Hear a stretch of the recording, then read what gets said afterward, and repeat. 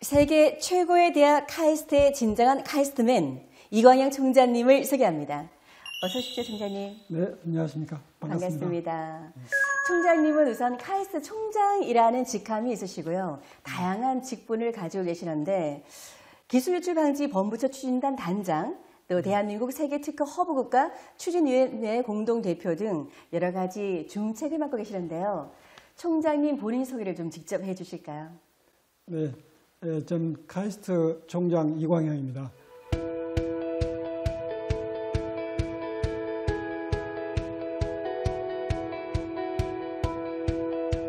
카이스트가 개교 50주년을 맞았습니다.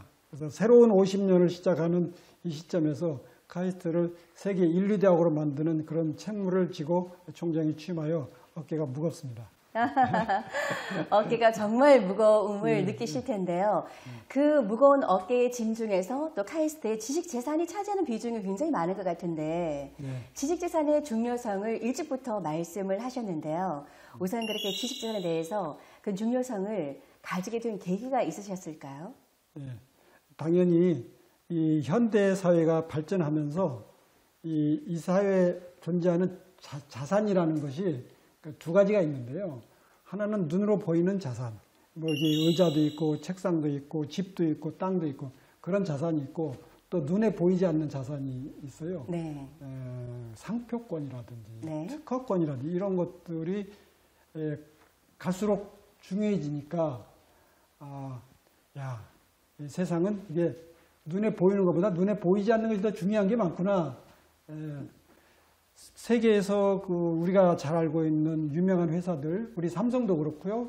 구글이나 뭐 LG, 애플, 뭐 아마존 이런 회사의 자산을 평가하면요. 90%가 무형 자산이에요. 무형 자산. 예를 들어서 아마존이나 애플 같은 회사 은행에서 돈을 빌려주기 위해서 자산 평가해서 담보를 잡으려고 그러면 거긴 땅하고 건물밖에 없어요. 그거 가지고 무슨 저게 회사의 가치가 나오겠어요? 무형 자산이죠. 그 사람들이 가지고 있는 특허, 상표, 디자인 그게 엄청나게 큰 거죠. 그래서 이제 세상이 바뀌는구나. 무형 자산을 잡아야 되는구나. 그래야지 재산을 제대로 지키는구나. 이런 생각을 하게 됐습니다. 무형 자산에 대해서 지금 설명을 해주시고 계시는데요. 무형 자산이 그러니까 지식 재산이 굉장히 많이 포함이 되는 거죠. 그렇죠. 거의 대부분이 지식 재산이죠. 무형 자산. 지식 재산. 네. 눈에 보이지 않는 지식 재산에 대해서 무형의 자산에 대해서 말씀을 해주셨는데요. 지식 재산권이 무엇인지부터 좀 정확하게 말씀을 해주실까요? 네. 지식재산이라는 거는 눈에 보이지 않는 건데 그걸 크게 보면 네 가지가 있어요. 우선 특허. 그리고 디자인. 이런 모양을 한 거, 또 네모나게 한 거, 뭐 이거 디자인이잖아요. 그것도 다 자산이에요. 그리고 또 상표. 예를 들어서 삼성이라는 그 이름 상표. 코카콜라. 이런 거 대단히 소중한 자산이죠. 거기 또 저작권. 저작권을 같이. 소설이나 영화나 뭐 시나 이런 게 다 권리가 있잖아요. 남이 함부로 쓰면 안 되잖아요. 그 저작권 이렇게 크게 말해서 이렇게 네 가지가 지식재산에 포함되고 있습니다. 이 네 가지 어느 것 하나 소홀히 할 수 없는 아주 귀중한 자산이고 이걸 네 가지를 통해서 사업이 막 번창하는 거예요. 그러니까 어떤 회사는 예를 들어서 디자인을 잘해가지고 디자인 권리 가지고 사업을 하는 회사. 저작권 가지고 하는 회사, 영화 같은 거, 음악 같은 건 우리 BTS는 저작권이에요. 그렇죠. 전 세계를 누비잖아요. 또 오징어 게임도 전 세계 누비니까 저작권 가지고 하는 겁니다. 우리 삼성 같은 경우는 또 특허 가지고 하는 거예요. 그 기술. 그래서 이 네 가지가 아주 중요합니다.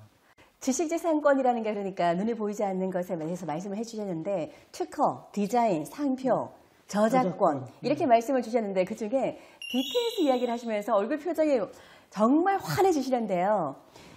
공부를 하고 학교 관련된 거 말고 취미로 또 랩을 조금 하시잖아요. 그거를 조금 한 몇 마디만 소개를 해주실 수 있을까요?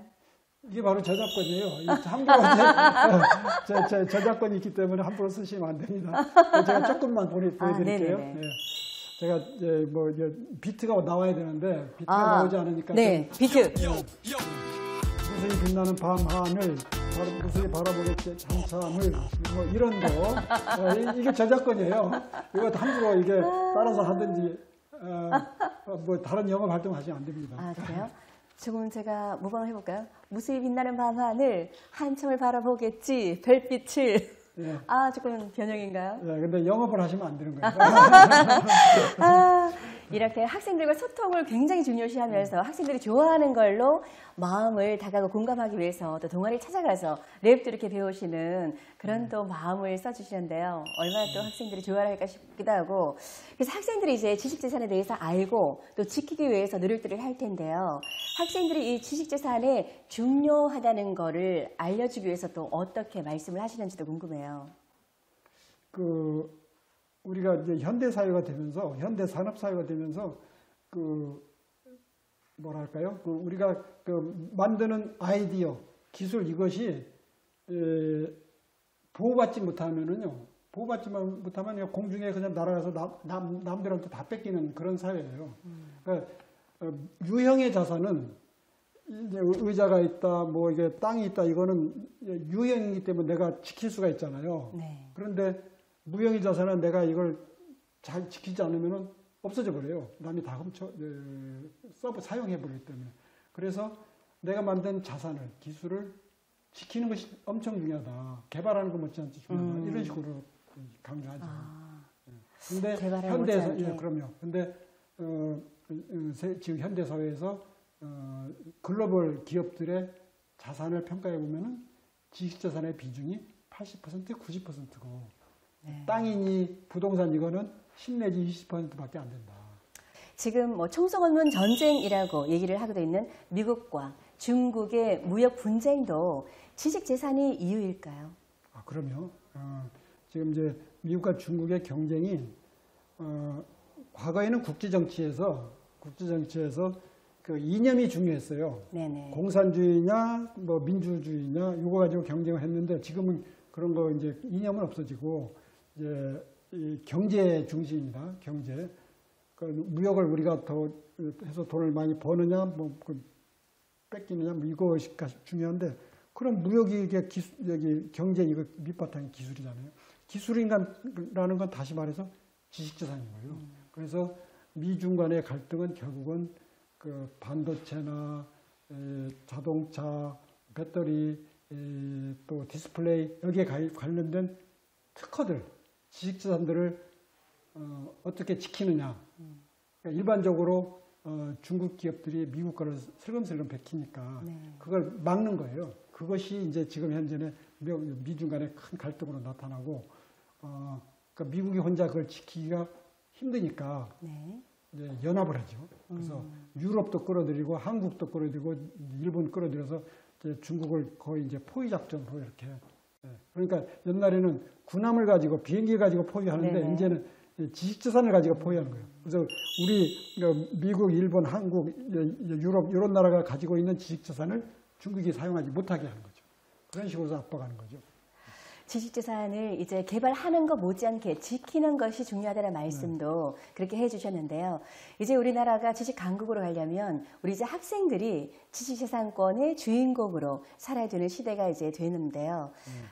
카이스트의 이제 학생들은 아무래도 지식재산권에 가까운 더 많은 일들을 할 것 같아서 카이스트 학생에서 또 교수로, 교수에서 총장으로 이렇게 또 되셨는데요. 그러면서 카이스트를 세계 10대 대학으로 만드시겠다는 이런 포부도 말씀을 하시기도 하셨어요.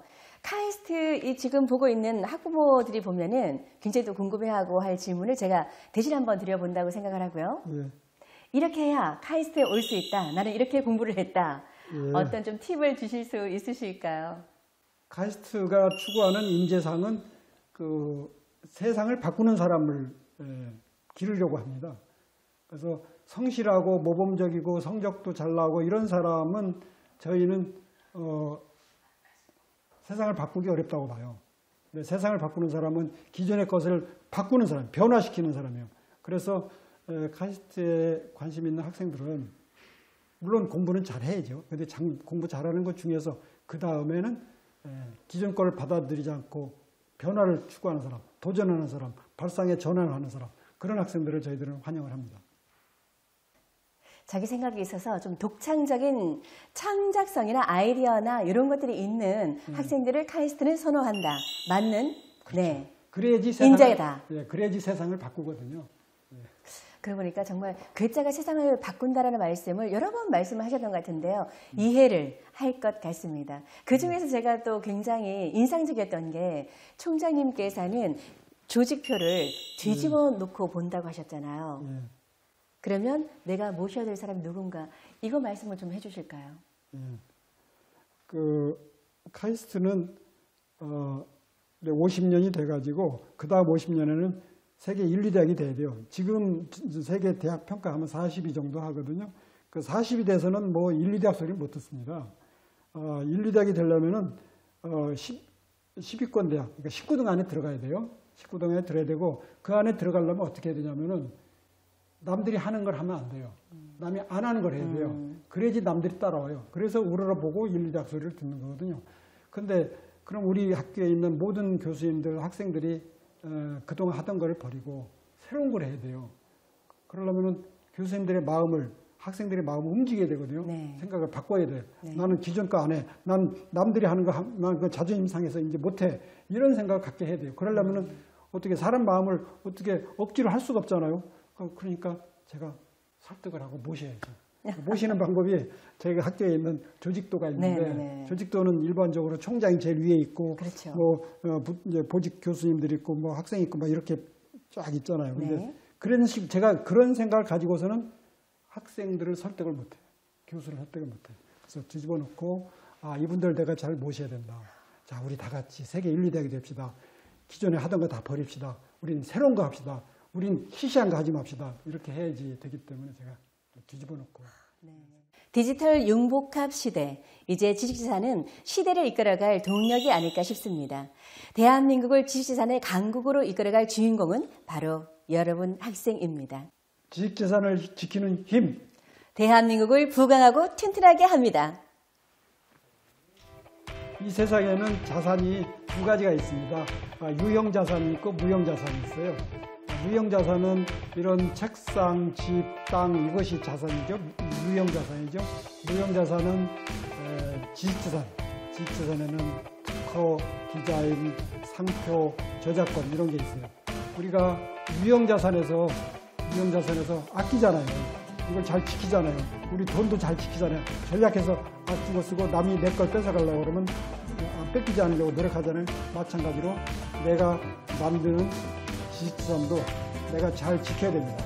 그래서 내가 지식재산 만드는 거, 특허를 출원하고 상표 등록하고 저작권을 획득하고 또 그 상표를 디자인하는 거, 이거 잘 하면서 동시에 내 돈을 지키는 것과 마찬가지로 잘 지켜야 된다. 네, 학생 여러분, 공부도 하지만은 엉뚱한 생각하고 새로운 아이디어를 내고 그렇게 해서 카이스트에 만나요.